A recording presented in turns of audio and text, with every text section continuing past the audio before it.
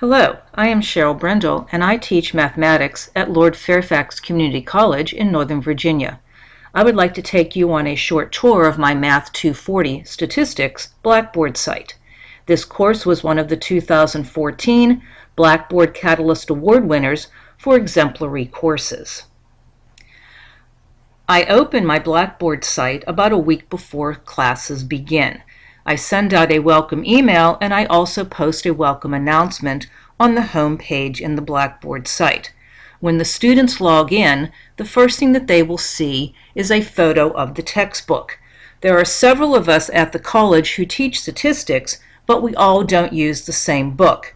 Having a photo of the book gives the students a better chance of purchasing the correct textbook when they go to the bookstore. Sometimes the amount of information on the home page of an online course is overwhelming. I wanted to grab their attention, so I have included this Start Here button. The Start Here tab, when they go to it, will give them the list of all the things that they should do the first week of the class. It begins with this checklist for the intro to the course. In here, I list all of the assignments, the due dates. I have links to the various offline sites that they will be dealing with. I have made some videos for them to watch. There are 2 introduction videos that will orient them to the course and to Blackboard and to my Stat Lab and Stat Crunch, which are my Stat Lab is the companion website that goes along with our textbook, and Stat Crunch is the statistical program that we use to do all of our calculations along with the graphing calculator.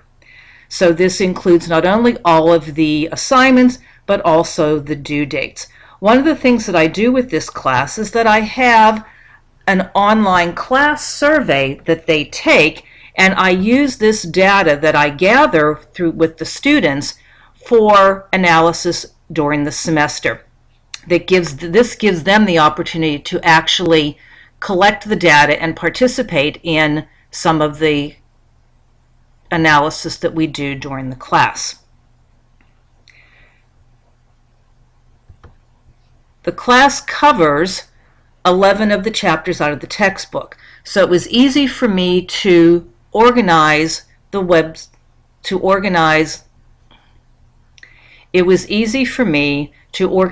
content by chapters. So under the Chapter Content tab, each of the chapters is laid out the exact same way. It will start with an overview of the chapter along with the dates that the students should be concentrating on this material, and it gives them the set of learning objectives. Within each chapter, the layout is again the same. If we go to Chapter 2, it will always start with a chapter checklist. This will always give them the assignments and the due dates. Again, it will give them the links into my Stat Lab, where they will be able to access the e-textbook, do homework, and take quizzes. It also has the links to my presentations that I have created. In order to make this online class as similar to my face-to-face classes, I recorded about 20 voiceover PowerPoints so they would get the feel of exactly what they would see and hear in a lecture.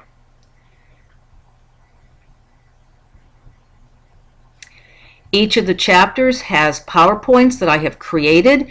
These are the same PowerPoints that I use in my face-to-face class, except these are much more detailed. Normally in my face-to-face class, I will present a problem and we will work it out together. On these PowerPoints, I have actually included the solutions for all the problems, and the students are supposed to work them out on their own and then compare their answers to what I have on the PowerPoints. Because students learn using different methods, I have included not only written assignments, but also online assignments. Each chapter has a written chapter homework that they upload into Blackboard. Once the homework is graded, I then have a solution key that I allow the students to look at.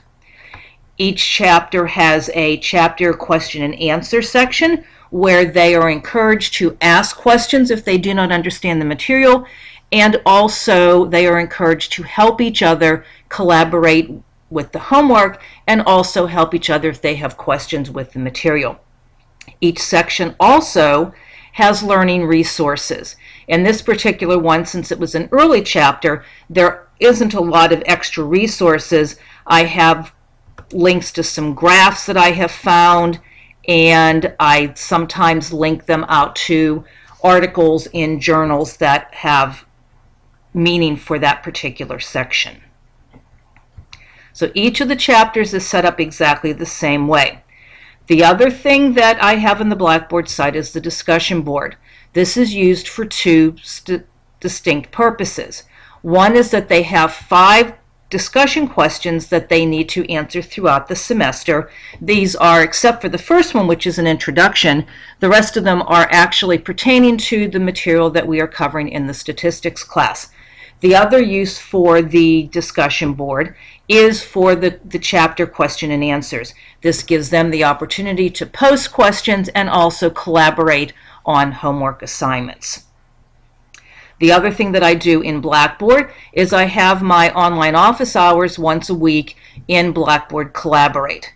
For the students who participate in the online office hours, they say that this is a very worthwhile addition to the class. So this is my short tour of my Blackboard site. I hope you have enjoyed it and you have picked up some pointers for your class.